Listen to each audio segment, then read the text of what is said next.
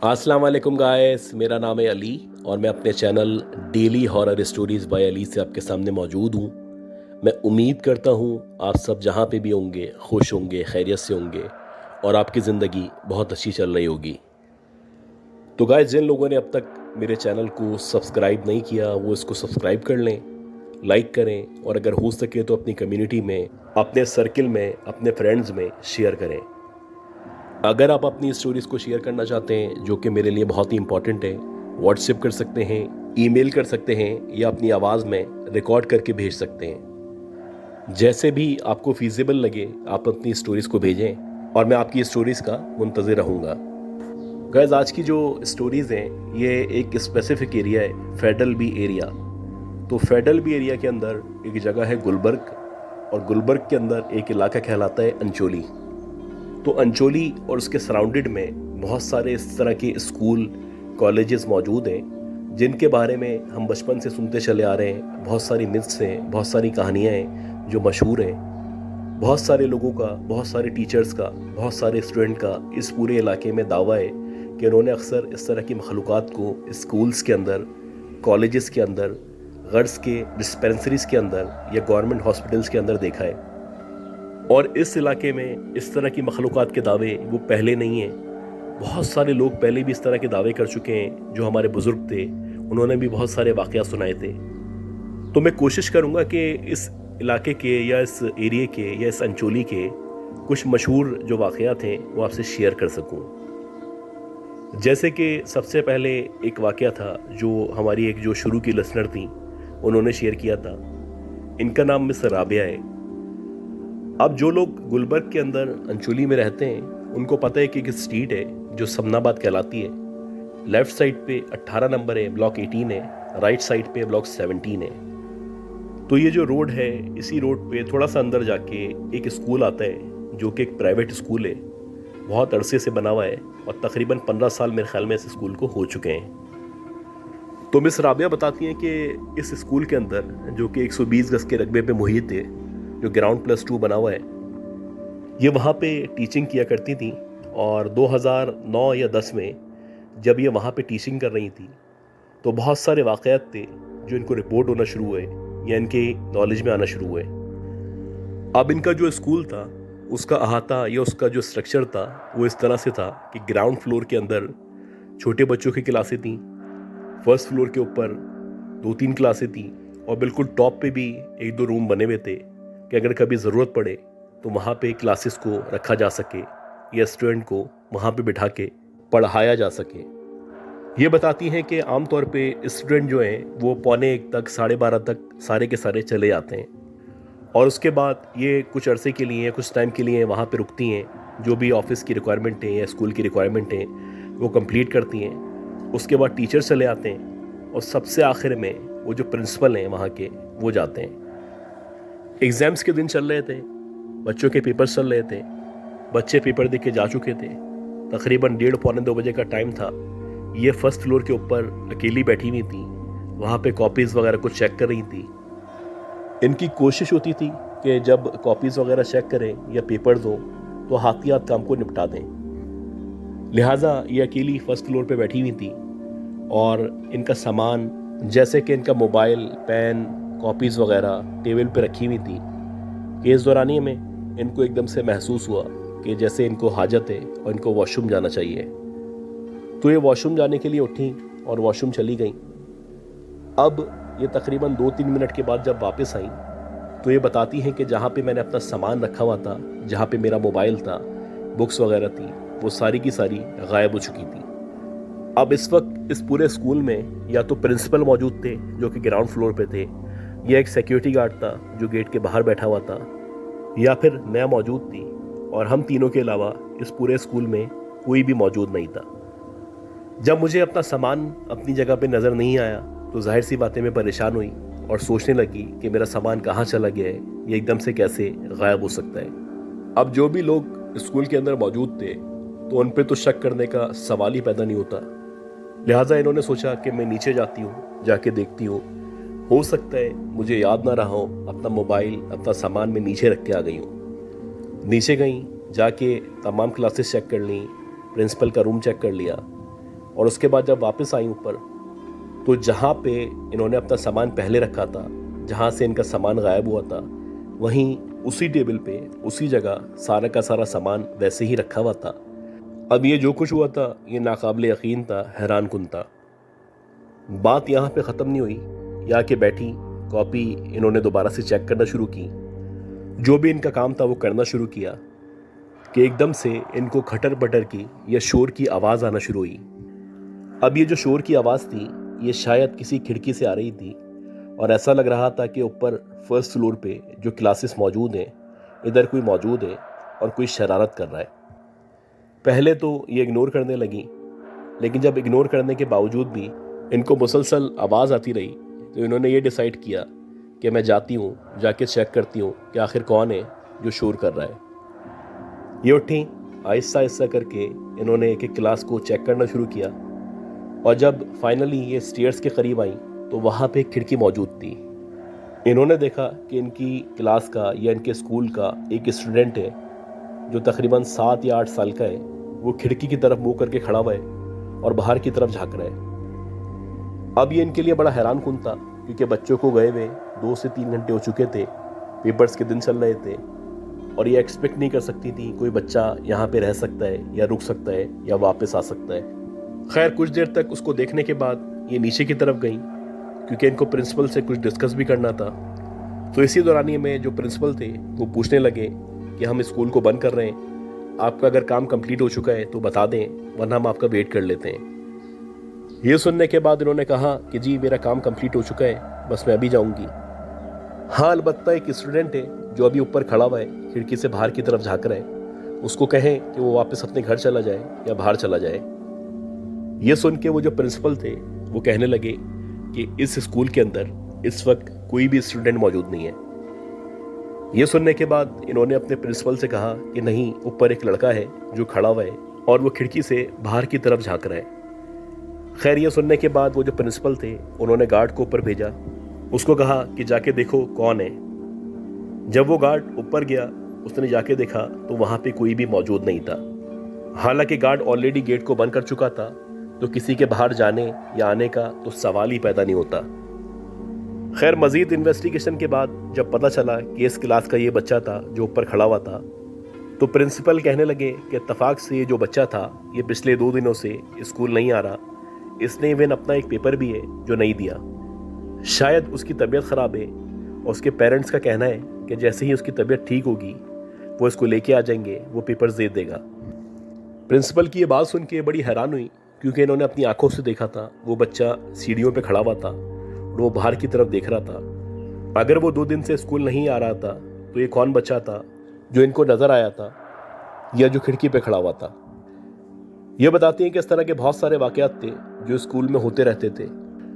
इसी तरह अगर आप मज़ीद आगे बढ़ें तो इसी स्ट्रीट के ऊपर एक बहुत बड़ा मशहूर गवर्नमेंट स्कूल है जो कि एक प्राइमरी स्कूल है और इस स्कूल के अंदर बहुत सारे वाक़यात मशहूर हैं।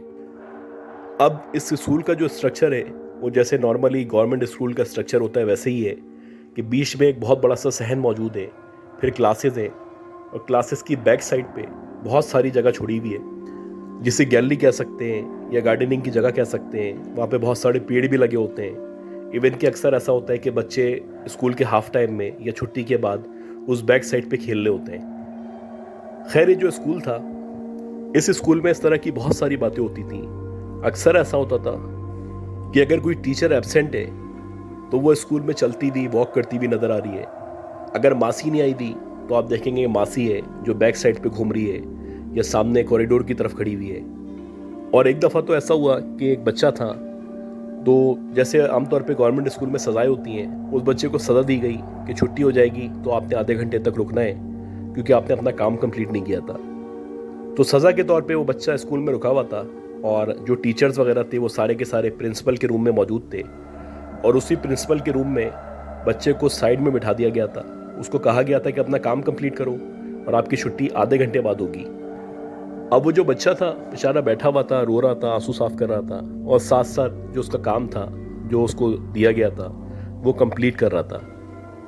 अब ये जो स्कूल के रूम्स होते थे या प्रिंसिपल रूम होता था तो इसके साथ खिड़कियाँ लगी हुई होती थी और ये जो खिड़कियाँ थी इनकी खिड़कियों से बैक साइड पे गैलरी का जो हिस्सा है वो नज़र आता था। ये बच्चा बैठा हुआ काम कर रहा था, सारे टीचर्स प्रिंसिपल वगैरह चाय वगैरह पी रहे थे, बिस्किट खा रहे थे।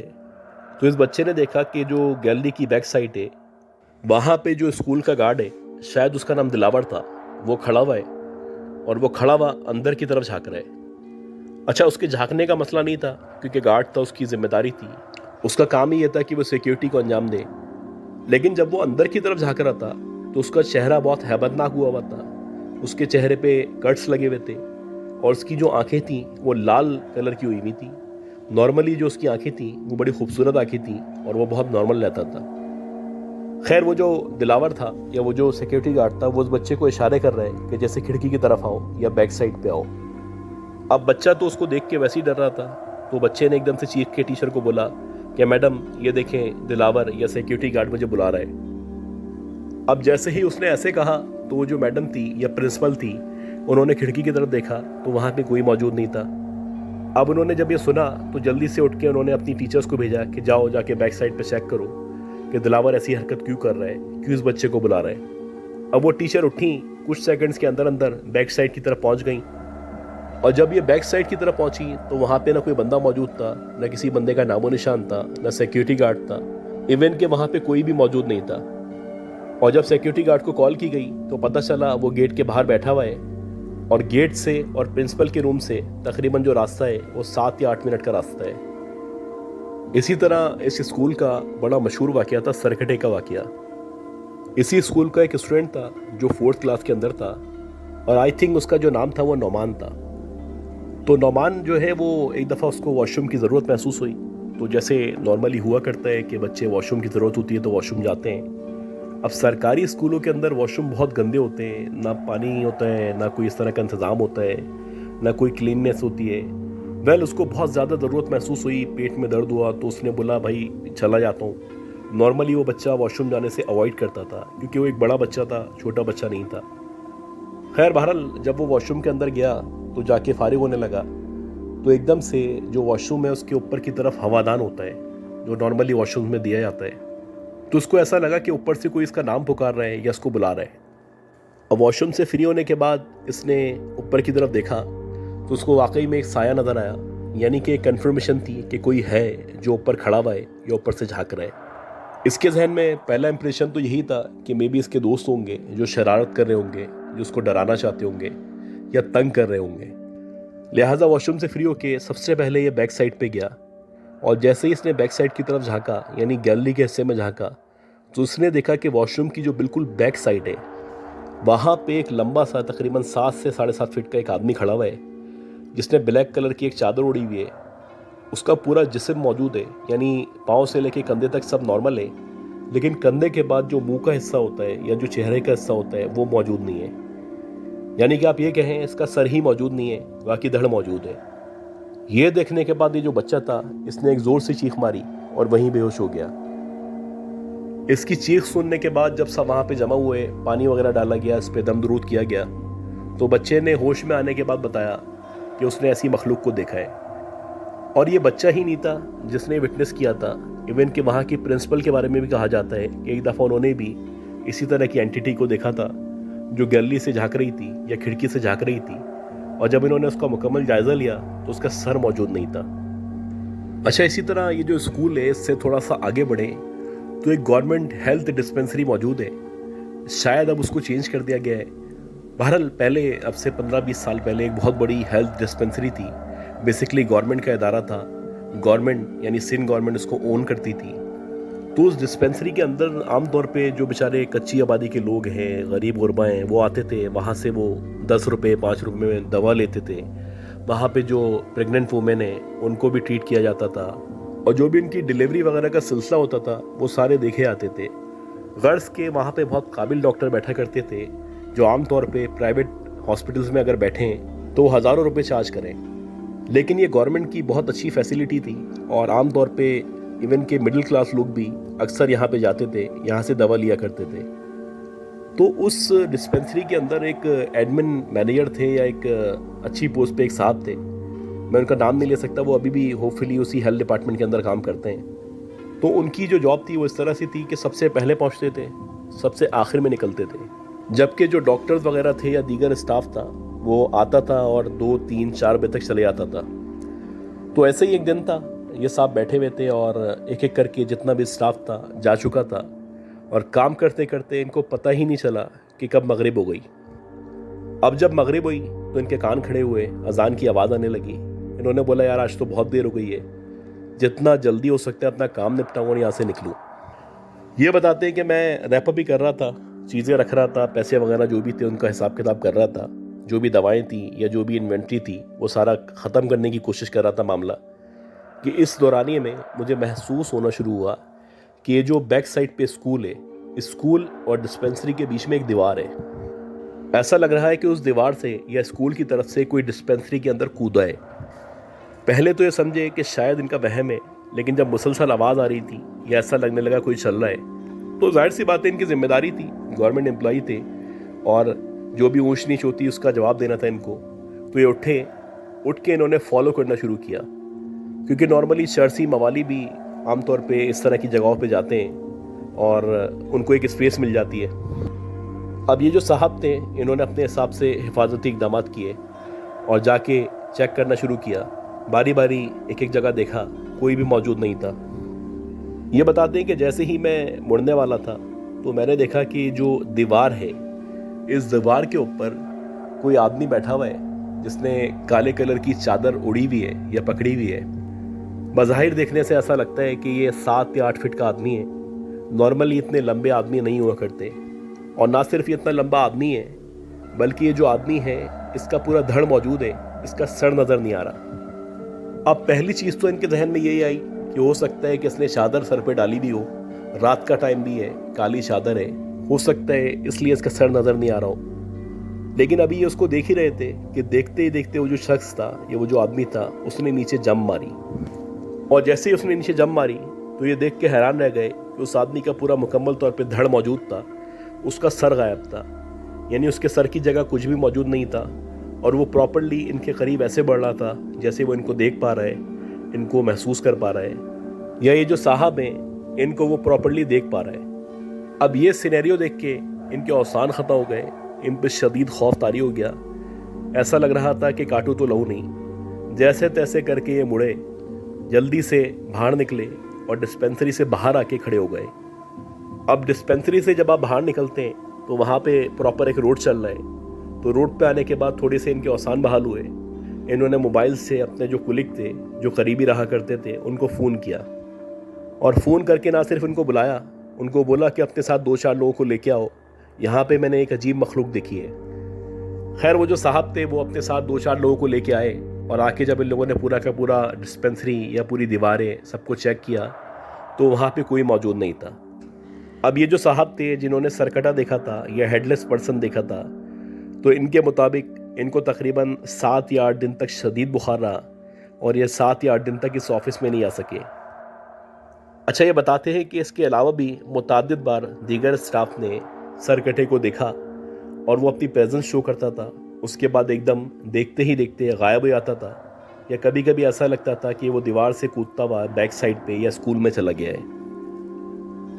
तो गाइज़ ये कुछ स्टोरीज़ थी, मैंने सोचा कि इस इलाके स्पेसिफिकली अंचोली के बारे में शेयर कर सकूं। अगर अभी तक आपने इसको लाइक नहीं किया है तो प्लीज़ मेरी वीडियो को लाइक कर दें, क्योंकि देखें आपका एक लाइक मेरे लिए बहुत ज़्यादा इंपॉर्टेंट है।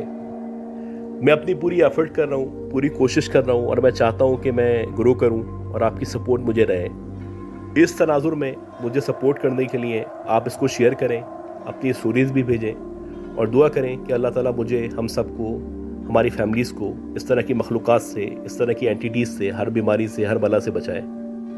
अपना ख्याल रखिएगा और इस इलाके से मुतालिक अगर आप लोगों के पास भी कोई स्टोरीज़ हैं तो प्लीज़ शेयर कीजिएगा। और इस इलाके के अंदर एक और स्कूल है जो कि गवर्नमेंट स्कूल है, जो ब्लॉक 17 के अंदर मौजूद है। उस स्कूल के बारे में और इस स्कूल के बराबर में जो कॉलेज मौजूद है उसके बारे में भी बहुत सारी स्टोरीज़ हैं। मेरी कोशिश है कि मैं उसको भी कवर कर सकूं और जैसे ही मुझे टाइम मिला तो मैं उसकी स्टोरीज़ भी आपको शेयर करूंगा। तो गाइस टिल देन अपना ख्याल रखिएगा, दुआ में याद रखिएगा। अल्लाह हाफ़िज़।